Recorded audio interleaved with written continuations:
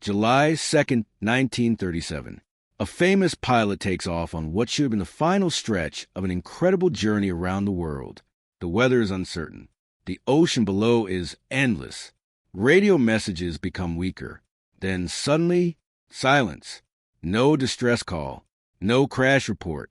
No wreckage. No survivors. And nearly a century later, nobody knows exactly what happened. This is the mystery of Amelia Earhart. Amelia Earhart was born in 1897 in Kansas, United States. As a child, she was adventurous and fearless. She loved climbing trees, exploring outdoors, and doing things that were unusual for girls of her time. In the early 1900s, aviation was still new. Airplanes were fragile machines, and flying was considered extremely dangerous.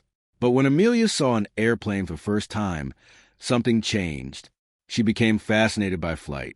In 1920, she took her first airplane ride. The experience lasted only a few minutes.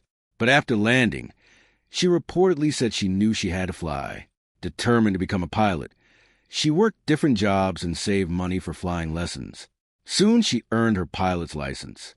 At a time when very few women flew aircraft, Amelia was breaking barriers.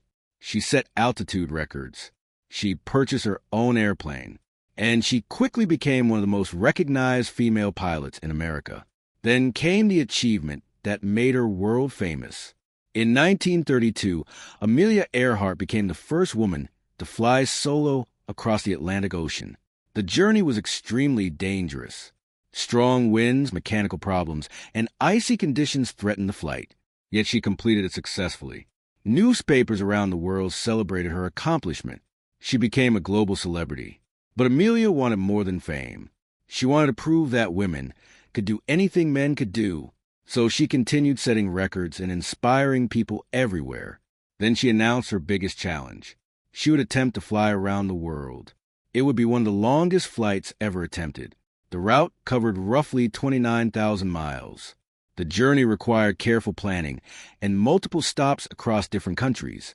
For this mission, Amelia flew a Lockheed Electra aircraft. Her navigator was Fred Noonan, an experienced expert in navigation. In June 1937, they began their attempt. The trip went surprisingly well. They crossed continents and oceans. They flew through difficult weather conditions. Stop by stop, they got closer to history. Eventually, only one major section remained. A flight across the Pacific Ocean toward a tiny destination known as Howland Island.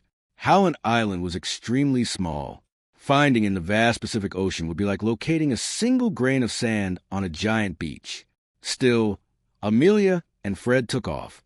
At first, communication seemed normal. Radio messages were exchanged with a U.S. Coast Guard ship called the Itasca, but soon problems appeared. The aircraft was having difficulty receiving messages. Radio communication became confusing. The crew on the ship could hear Amelia, but Amelia often couldn't hear them clearly.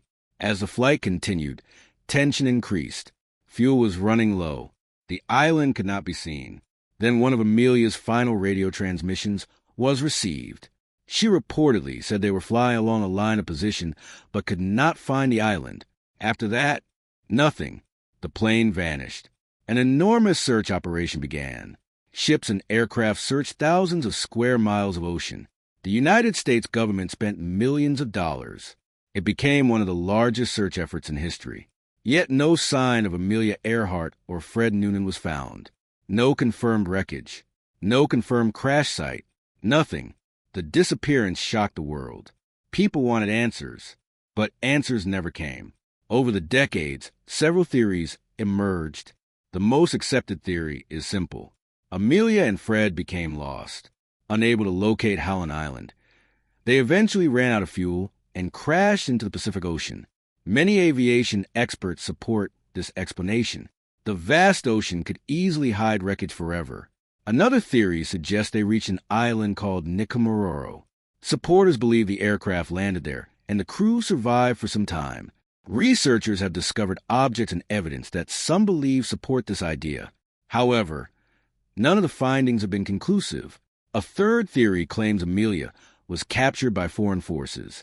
According to this story, She landed in territory controlled by Japan before World War II. Some believe she was taken prisoner, but historians have found little reliable evidence supporting this claim. Another theory suggests the entire mission was connected to secret government operations. Again, no solid proof has ever been found. Year after year, expeditions search for answers. Advanced sonar technology scanned the ocean floor. Researchers explored remote islands. Experts analyzed photographs and documents. Every discovery generated excitement, yet every promising lead eventually raised more questions than answers.